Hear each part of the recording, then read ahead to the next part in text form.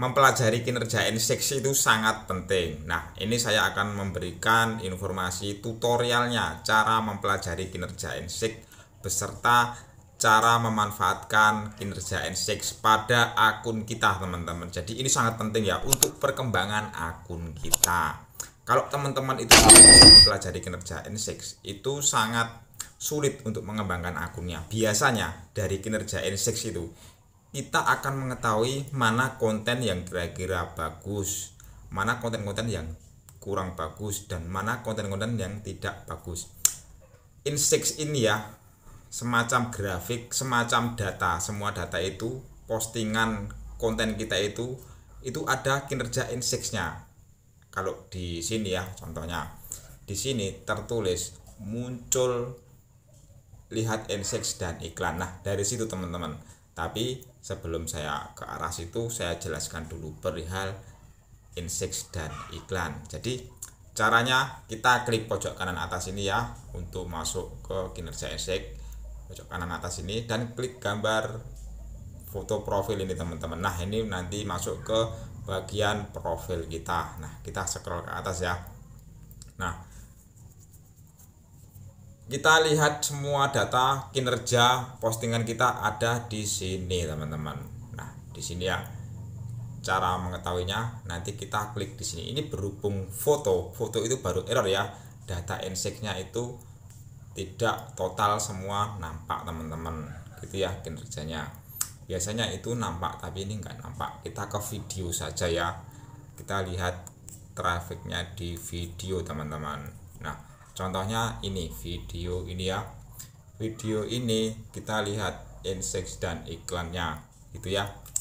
Nah, kita lihat di sini ya, ada berapa tayangan, ada berapa waktu ditonton rata-rata, ada berapa pendapatan, ada berapa interaksi teman-teman. Nah, ini akan saya jelaskan satu persatu. Nah, untuk tayangan itu seberapa besar postingan kita itu muncul di beranda orang-orang dan dilihatnya teman-teman gitu ya, baik berupa durasi dekat langsung kena skip atau ditonton sampai selesai, itu muncul di sini ya tayangannya. Tapi kalau cuman diabaikan itu mungkin nggak muncul gitu ya. Yang penting ini saya sampaikan berdasarkan apa yang saya ketahui dulu teman-teman. Tayangan seperti itu, kurasa seperti itu. Kita di sini jangan berasumsi saya sok pintar ya.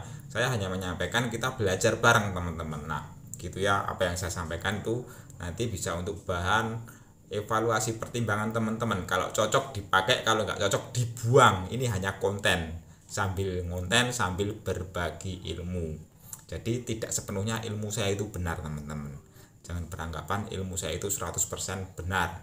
Terkadang juga salah, karena kita sama-sama belajar sambil saya kontenin gitu ya. Jadi perlu digarisbawahi bahwa yang saya sampaikan di sini itu belum tentu murni 100% benar. Tetapi apa yang saya sampaikan, teman-teman silahkan analisa apakah masuk akal atau tidak gitu ya. Ini tayangan. Nah, ini pendapatan untuk setiap tayangan atau setiap konten kita dari beberapa tayangan atau interaksi atau waktu menonton rata-rata. Mungkin seperti itu penggajiannya dari Facebook gitu ya. Nah, untuk ini peringkat berdasarkan tayangan teman-teman. Ini peringkat 7 dari 10 gitu ya. Kita klik, kita lihat 10 reel terakhir ini terhitung dari peringkat berdasarkan pemutaran dalam 23 jam pertama teman-teman gitu ya. Nanti akan dikelompokkan ini masuk peringkat ke berapa gitu ya. Ternyata ini masuk peringkat ke 7. Dari peringkat 7 lebih jelek dibanding 10 reel selama 23 jam pertama teman-teman. Nah, kita lihat gitu ya, yang paling bagus yang mana. Oh, yang ini nomor 1 ini ya, kita klik, bisa kita klik teman-teman. Nah, ini masuk ke peringkat ke 1 teman-teman. Nah, dari sini kita belajar ini kenapa bagus. Kita lihat tayangannya, terus jangkauannya berapa, 1000. Nah, ini ya, monetisasi konten pendapatannya berapa, dari traffic ini kelihatan semua teman-teman.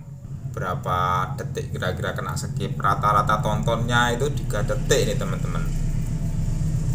Itu ya, 3 detik. Dan rata-rata ditonton sampai berapa detik itu kelihatan gitu ya. Ini 15 detik. Nah, ini ternyata 40% pengguna itu dia menonton sampai habis. Di sini kelihatan ya.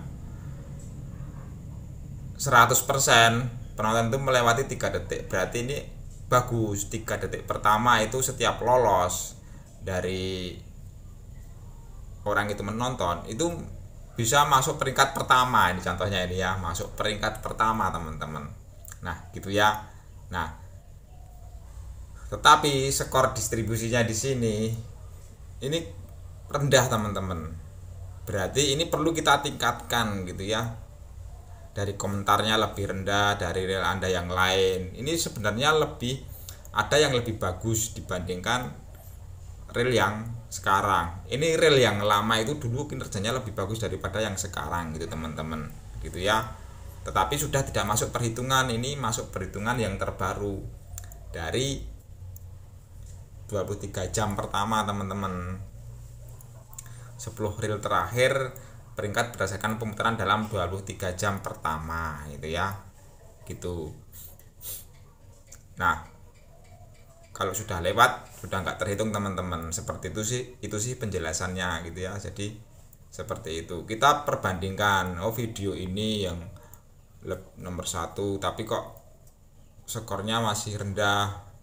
Berarti masih kurang menarik. Ini pelajari dulu dari judulnya, pancingannya, hooknya jelas teman-teman.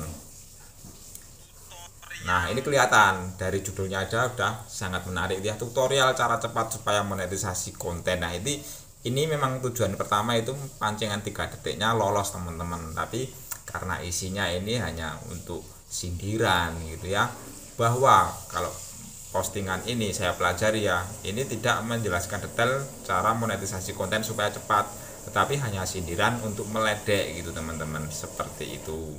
Nah, kita kembali ya.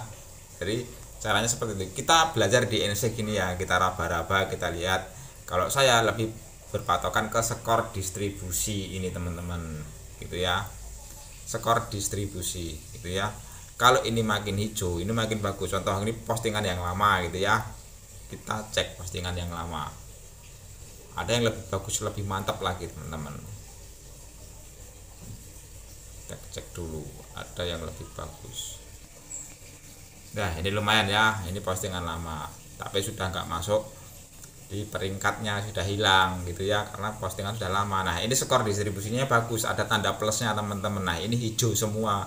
Nah, contohnya seperti itu. Kalau ada hijau kayak gini berarti lebih bagus teman-teman. Kita tingkatkan, oh videonya seperti ini, kita harus bikin video yang serupa gitu ya, menyerupai dari trik judulnya, pancingannya, captionnya, cara ngomongnya. Ini lengkap sih, cara menjebak audiens supaya dia penasaran, itu ada semua di sini teman-teman gitu ya. Nah, caranya seperti itu, sangat sederhana sekali ya sebenarnya, ya nggak terlalu rumit sebenarnya teman-teman. Oke gitu ya, jadi mempelajari kinerja NSEC itu sangat penting. Oke, semoga bermanfaat.